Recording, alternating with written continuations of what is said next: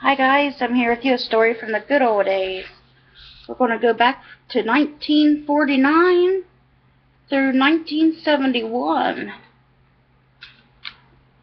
while we're reading the story by William F. Brown III called The Principal's House. They lived just a stone's throw away. And here's a picture of the principal's house. Just a little simple white house. So let's begin. As a child, I had a unique time growing up.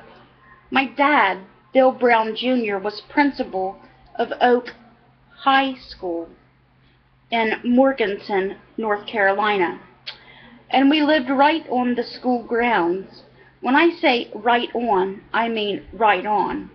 Our house, the principal's house, was located directly between the high school and the elementary buildings, with the AG shop and gymnasium directly behind. He was the president of the elementary school as well.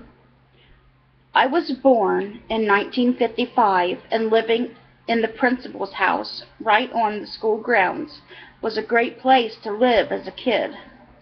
My dad started at Oak Hill School as a teacher in 1949 and was named principal in 1952.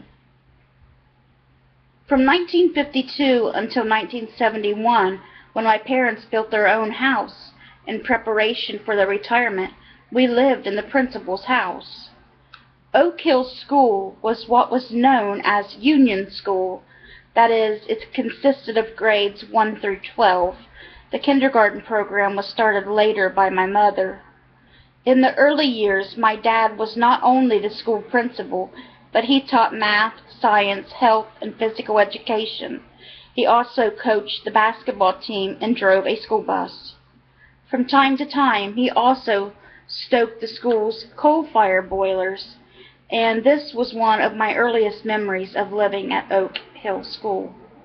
I used to love it when Dad would wake me early in the mornings to go with him to stoke the boilers. I'd play in the coal bins while Dad loaded shovelful after shovelful of stoker coal into the big hopper that fed into the boiler's firebox. Later, when I was a little older, Dad would let me shovel coal directly into the firebox.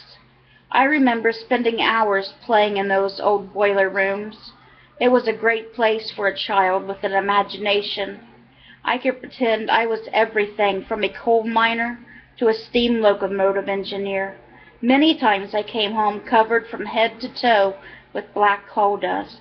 Mother would give me that look, but Dad just smile and say, "It will all wash off." The bathroom in the principal's house was small. Dad used to say that you could use the commode, wash your feet in the tub, and brush your teeth in the sink all at the same time. Dad was a big man who stood 6 feet 6 inches and weighed around 320 pounds. He did not fit in the small bathtub at the house, so he took his showers in the locker room at the school gym. I really felt grown up when I got to tag along with him to take a shower. In my mind, I can still smell the Club Man talcum powder he used after his showers.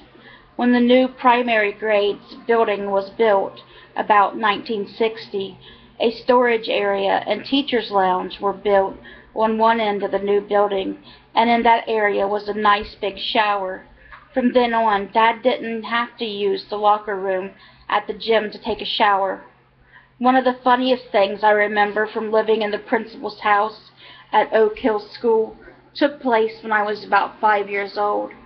I was playing in the yard beside the house when Mother came running outside, screaming, and grabbed me up and hurriedly carried me back into the house. I was scared to death until I saw what was going on. Mr. Winters lived across the road next to the school, and he had some hogs. One of his big black hogs had escaped its pen and made its way onto the school grounds. Mother had seen the hog coming near where I was playing and thought it was a big black bear.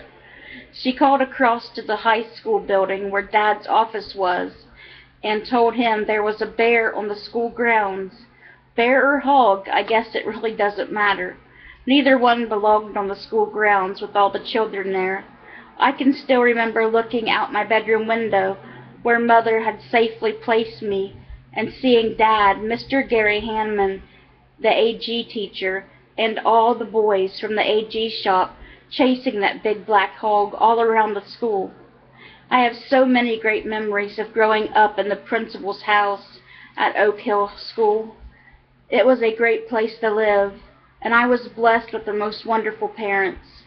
Dad retired after 30 years as principal of Oak Hill School in 1979, and Mother retired as a teacher there in 1985. Oak Hill School was more than just a place where we lived. It was an integral part of our family. The old parts of the school are now long gone, and the principal's house is no longer there.